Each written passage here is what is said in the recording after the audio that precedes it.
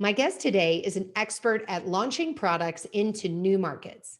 He likens this to being a stranger, entering a strange world, and interacting with other strangers.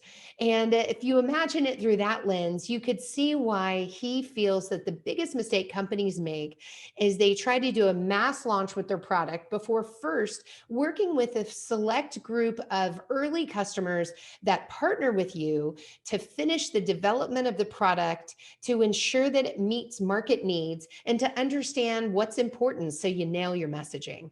A lot of rapid iteration goes on during this time frame. But you'll hear more about that on this episode. So let's jump in. Welcome to Content Marketing Engineered, your source for building trust and generating demand with technical content. Here is your host, Wendy Covey. Hi, and welcome to Content Marketing Engineered. On each episode, I'll break down an industry trend, challenge, or best practice in marketing to technical audiences. You'll meet colleagues and industry friends of mine who will stop by to tell you their stories. And my goal is that you leave each episode feeling inspired and ready to take action. Before we jump in, I'd like to give a quick shout out to TREW Marketing.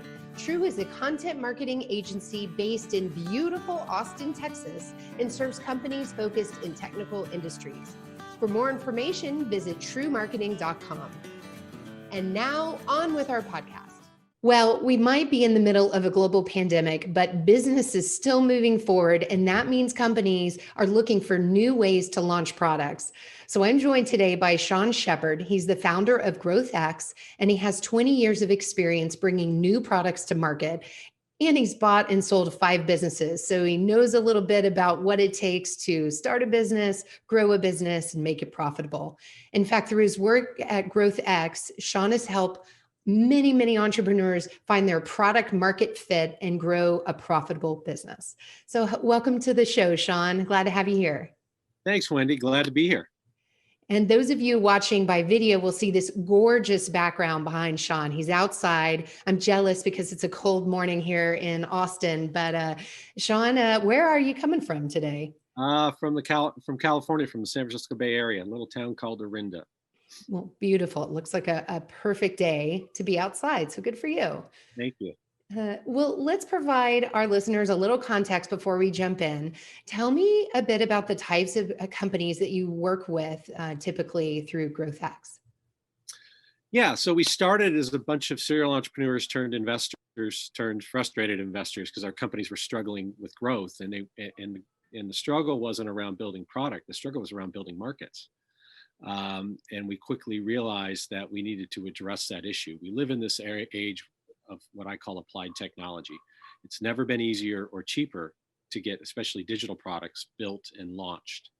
As a result, it's also never been more difficult or expensive to get real traction for those products in the market. So we wanted to center our help as investors around the idea of helping our companies find product market fit.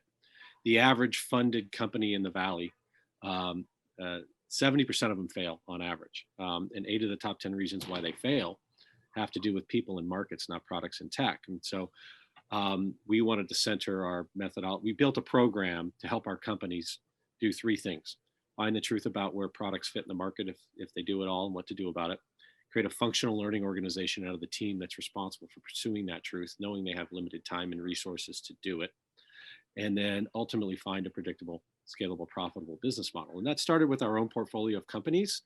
And then word spread, because our failure rate's in the teens versus the industry average, which is 60, 70%. We started to license our program to other accelerators and incubators and corporations that would come to us and say, we need help commercializing our new innovations as well. Can we leverage your help and your work and your mindset, your team?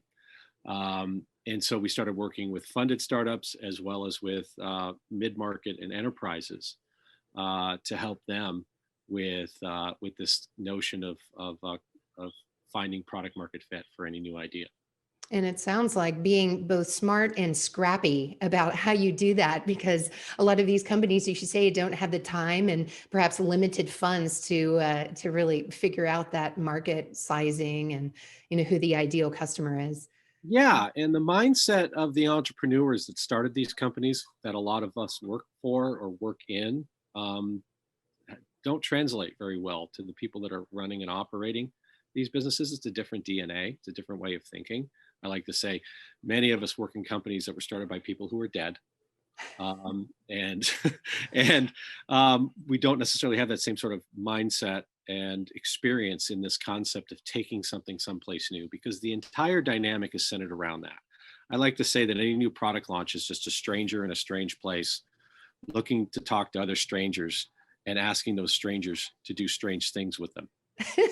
I like that a lot. And if you think about that dynamic, your approach to going to market needs to be very different.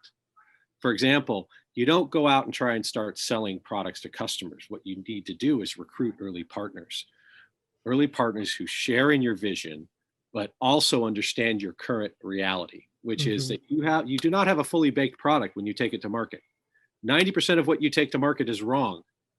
And the goal is to be 89% wrong tomorrow based on what you learned today. And so you need to be humble, you need to be hungry, you need to be curious, and you need to find people who are willing to give you the time and truth needed to learn, because it's all about the learning curve. How can you accelerate your way through the learning curve without accelerating the cost associated with that? You can't just throw resources at something and learn faster. No, you have to have a very specific framework for doing that.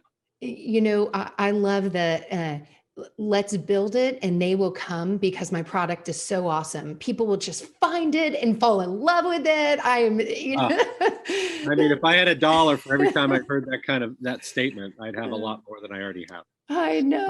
Well, myself as well. So as a marketer, I love what you're saying, because, of course, when a company comes to True Marketing and they say, hey, we want to do a product launch, we start asking questions about their strategy, about their business plan. So, what does the market need? Who's your target persona? What pain points are you addressing? And when you see a blank stare, that's usually someone that we say, okay, you're not ready to talk to us yet. Here's the 12 things you need to answer, and then come back when you actually know what you're doing. So I think that's something that's really important for marketers, is to know when to tell someone you're not ready to launch. That's right. I see way too many things launched prematurely or incorrectly.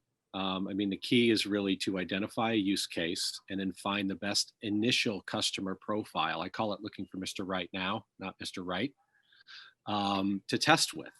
And that's as much a mindset as it is a geographic or a demographic, or even use case driven.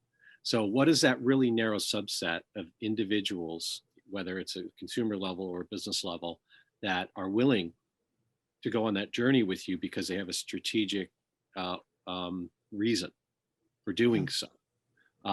Can they gain a competitive advantage by working with you on this particular product or market? And then once you've identified that customer use case and then that initial customer profile, it's all about testing in a way that creates measurable insights to drive new behaviors. And then from that, you can build relationships. Now, if you're an existing company with existing products, existing markets, and existing customers, you're in a much better position than your traditional startup, because you can leverage those relationships. But the key is to figure out what the criteria is for the kind of person within those relationships that you have is the best to start with and go down that path with. And that's where so many big companies fail, because they think about everything at scale immediately, especially if they're a physical products and services company. How we think about scale and how we scale is very different than in the digital world. The rules of scaling in digital are much easier to navigate if you understand them, because you can do the things that don't scale cheaply, quickly, and quietly. I like to say the best way to learn is cheaply, quickly, quietly, so that you can scale later. And with digital, you can do that very inexpensively. Like, you don't even have to build a whole and complete product to validate the problem and the use case and the value in the market. And so we help our companies flip the script and don't do the, as you said, if you build it, they will come. No. I do think, though, that, one, it's very interesting to hear about this process. And as a marketer, I'm sitting here thinking, okay, I'm going to be charged with building an audience, for this product. And so when you're at these early stages and you have these innovators that are, partnering with your company, willing to take the arrows in the back, willing to provide that feedback, those are also the people that make up those first case studies and provide those proof points and real world applications that you can use early on in your content during the product launch. So I think it's important for the marketer to be right along in that journey and to make sure to get those permissions and start telling those stories, when the time is appropriate, obviously. You nailed it, because the fastest path to product market fit is word of mouth. And so the key is to leverage content, to talk to you about in your audience about content, leverage content to achieve word of mouth. So you use case studies. There's nothing better than a referenceable case study. Somebody who can show a user journey, a story, a before and after picture, paint that picture very clearly, and do it with a credible third party that someone views as a credible reference. So would you say that if someone was looking to divide their time between case studies or chasing media coverage, and technical publications, or I don't know, I would say a trade show, but obviously that's not an option. What are some things that you found successful when it is time to go to market? How to get that word out there, and maybe some unusual things that you guys have tried and either been successful at or maybe not so successful? We do everything we can to get outside the building.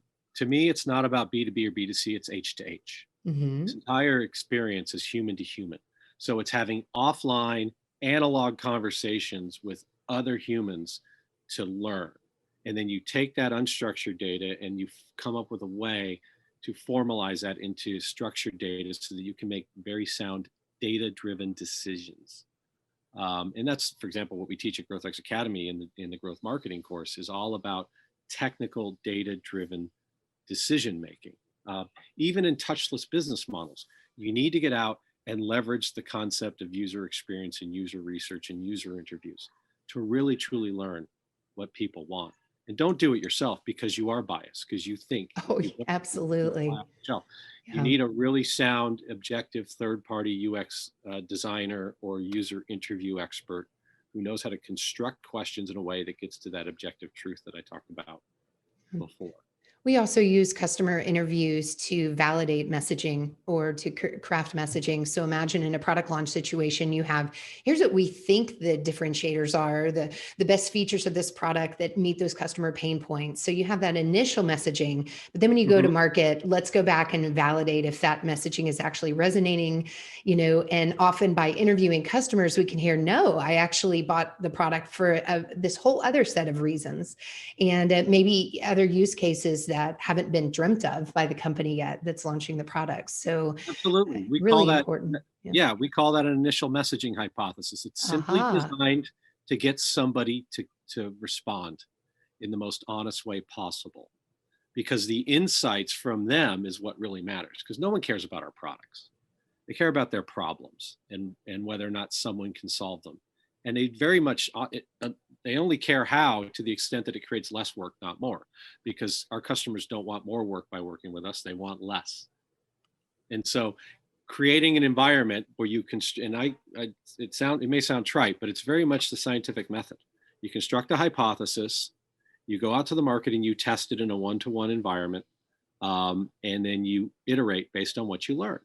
You keep the things that work and you get rid of the things that don't. And you do that always within the framework of that buyer persona or that account profile. Tell me, so you mentioned earlier H to H, getting out of the office, interacting with customers. And of course, we're at this weird time where not every business is accepting visits. Things are, here we are on Zoom today. So what does that look like right now for the companies that you're working with? Of course, it's going to depend and vary based on the type of business that they're in. The essential businesses where people are still required to be in the office, and to the extent they will let you go, you go. Otherwise, leverage the technology that's in front of you. We've all accepted it. We have to do it. We don't really have a choice. People only change for one of two reasons, because they want to or they have to. Right now, everyone's in the have to mode. And they're finding out that they're quite productive, especially in the knowledge economy. I agree.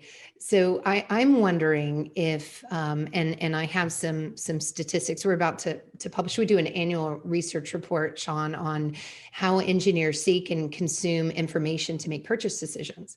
And we're on our 4th annual report. And this particular report that we're publishing next month will be, post-COVID, if you will. So since the pandemic hit. And so one of the things we've been studying is video adoption and how that's accelerating, podcasts, virtual events, webinars. So what are the things that people would be pivoting towards, and really looking at, and in particular, those technical specifiers and where they're turning to now that they're not going to these industry conferences and having as much face-to-face interaction. Yeah, I think podcasts are obviously an exploding emerging channel. And I think it's, in my experience, anyone who can figure out how to leverage emerging channels before the competition does usually wins. I think a good example, one of my business partners founded Match.com, and he did it through affiliate marketing before anybody knew how to really leverage affiliate marketing. Oh, wow.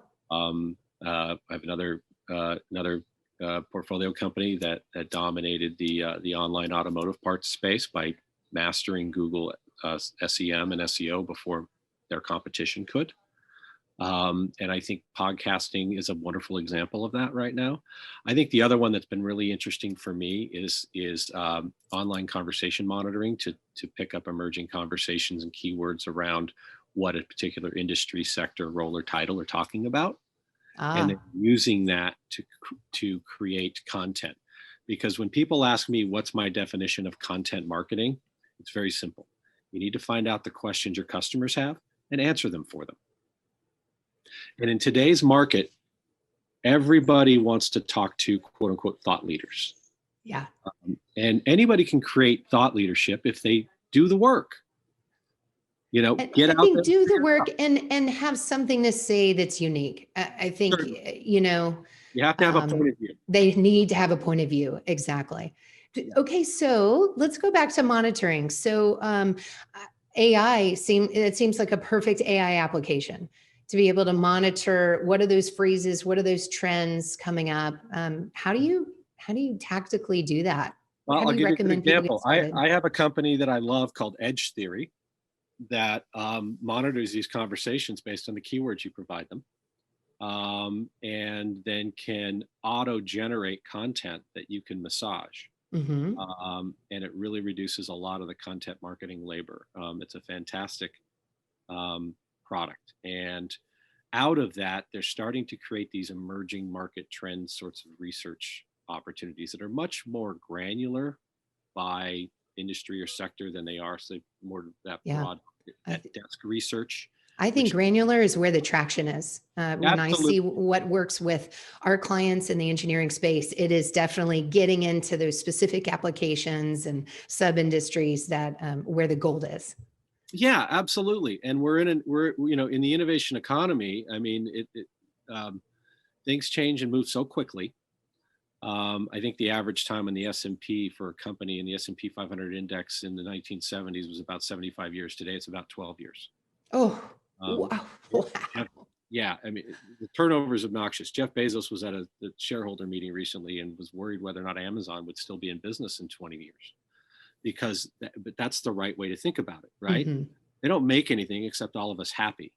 And that's great. It's made them the most valuable company in the world. But what happens if that goes away? Yeah. It's not defensible. That's a perfect example of what I talked about with the age of applied technology. So being out in front of and listening for those questions and using those for data is critical. Another really good example is there's two of them. One's called Gong.io and the other one's called Chorus.ai. And both of them are conversational intelligence AI applications for sales calls. Marketers should be all over this. If they work in a big enterprise where they're using something like this that takes all the, transcribes the conversations, parses the data, and analyzes what words work and which ones don't to convert sales, they can use that at the top of the funnel to drive, MQLs and SQLs and whatever else they want to call their QL, to drive that inbound interest, and have a distinct advantage because they will have more insights from the real conversations that are happening with the customers and the sales teams that they can leverage to tell the right kind of stories in the marketplace. That's another good example. Wow, that's a great example. I haven't heard of that one yet. Okay. I mean, any time spent with sales is going to make that marketer smarter, in addition to, of course, customers, but having that aggregate data sounds like a very efficient way to do it as well.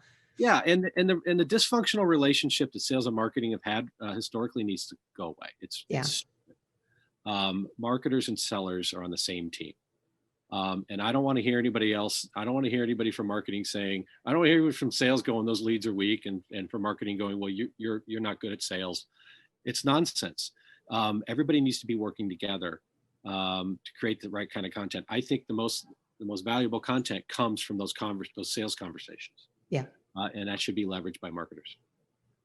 Well, so those listening, let's say they have a product launch and it's upon them early next year. What are some must-dos? We've talked about, talking to customers, getting market feedback. What are a few others that you say need to go on that top list?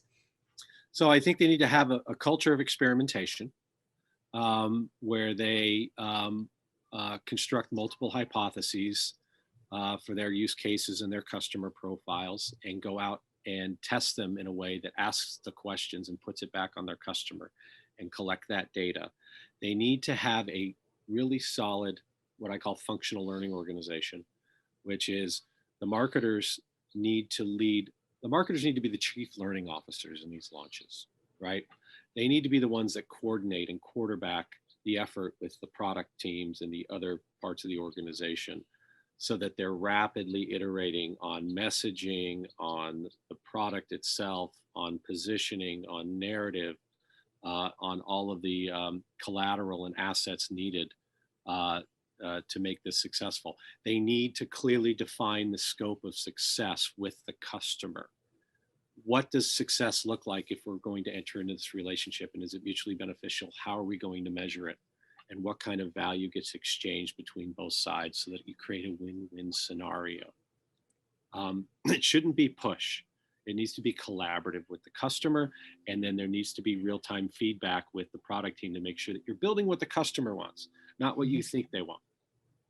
I'm listening to this and I'm imagining that executive buy-in to this approach is critically important, because there are certainly those leaders that are all about, we just need names, we just need leads. Tell me who sales should call. Give me the list of names. Right. And of course, that's such an antiquated model, but it still exists. So if a marketer sitting here listening to this and that sounds great, Sean, but my CEO is never going to go for that, or my VP or whomever. Maybe you have some resources on GrowthX that leader needs to go read. Certainly, and I can speak about that in a minute, but it's about innovation storytelling inside the organization. One of the major reasons new innovations fail, corporate innovations fail at a rate of 95%, according to Nielsen, okay? Only 6% of business leaders think they have a strong innovation program, according to McKinsey, and that's recent data. So clearly something's not right. One of the major reasons is that stakeholders there's no measurable framework for taking an innovation through a life cycle, learning from it, and creating real business value. The users on the ground, or the individuals on the teams that are responsible for executing against this, are poor storytellers and communicators up the chain about what innovation should look like and how we do it, and have a very clear process and methodology towards doing it that ties back to business objectives, strategy, revenue, and growth. So to me, the question is your job as a marketer is to help create or maintain market share, and find new channels for revenue growth, right? And this process is designed to get to that place. And I always see a major disconnect between the strategy people, the management consultants, and the people who are responsible for executing inside. Because the people responsible for executing inside often don't have the mindset, skill set, muscle, or aren't measured on this process. If you ask if you survey, just pick 100 business leaders and ask them to define innovation in their business, everybody has a damn near different answer. And so there's no real clear framework for executing against it. And yeah, they can certainly get that from us, and they can connect with me on LinkedIn, and I'm happy to provide some tools, and they can go to growthx.com or et cetera. But they have to have a very clear process to go from the ideation stage to the revenue stage. And if they don't have that in place, then nobody knows how they're doing. And if people don't know how they're doing, they obviously go directly, like we all do. In the absence of information, our mind leaps to the worst possible outcomes. And then we start killing these ideas. What we've always done, what's always been done, right? I think you hit on it. I kept thinking it's all about the KPI. Like, how do we measure then that this is working and the steps along the way? So I feel like we could talk about this for probably half a day here, but I think that's really important. Like you said, that you have a clear process that everybody's bought into of how this is going to work, following this framework, and then there's measures in place. So it's not leads. It's going to be, this many customers that we get feedback from, and this iteration cycle going within a certain time frame or whatever that is. So, well, that's why we have a traction-based milestone approach. 4 milestones: market discovery and foundation. Who's your Mr. Right Now customer? Where are they? How do we find them? What kind of market milestone do we want to establish for learning? Milestone 2, market messaging and outreach. How do we construct a messaging hypothesis that gets them to tell us the truth and gives us their time and that we can learn from? And then build campaigns to do that. Milestone 3 is all what we call market results. How do you measure and manage these responses so that you can find patterns in every step in milestone 1 and every step in milestone 2? And then once we reach pattern recognition and some level of predictability and an opportunity to scale with a measurable unit economic structure that says that this can be profitable in this way over this time without projections, but with real data, then we can do milestone 4, which is integration back into the organization. But we don't give this often to the people who are great at managing current businesses. We give it to the people who are really good at taking something someplace new. And there's a set of characteristics and attributes. So there's a DNA. It's not about skills. It's not about their skills. It's about their mindset and their characteristics. Are they builders? Are they architects? Are they creators? Do they embrace ambiguity? Do they love looking at a blank whiteboard and creating something out of nothing? And that is not everyone. That is definitely a specific type of professional right there. Are they technical enough with enough product knowledge without being a product person? To actually speak to it and then bring the appropriate resources to bear when the customer needs them? Can they translate between the market and the engineers? Or like they like to say, do they know how to talk to humans and engineers? Can they communicate cross-functionally across these teams, right? And can they drive this process in a measurable fashion and have the business and market acumen to go with it? And love to do the whole take something someplace new thing, which is very different than those that do that take something that already exists. As I said, the stranger in a strange place. Are you comfortable and passionate about being that stranger? Because that's what you are. It's a different DNA entirely. And most companies don't have this and don't think about it in that way. And so the default is back to the markets and the customers which can be a profitable model for many, many, many companies. So the markets the people and the processes that you know. I got it. Well, Sean, we're almost out of time here, and I want to make sure that people know where to go to find you, to connect with you and your business. So share that with us, and I'll put it in the show notes, of course. Yeah, thanks, Wendy. They can follow me on Twitter at Shawna Sheppard. They can connect with me on LinkedIn, reference that you listen to the podcast. I'm happy to be helpful any way I can.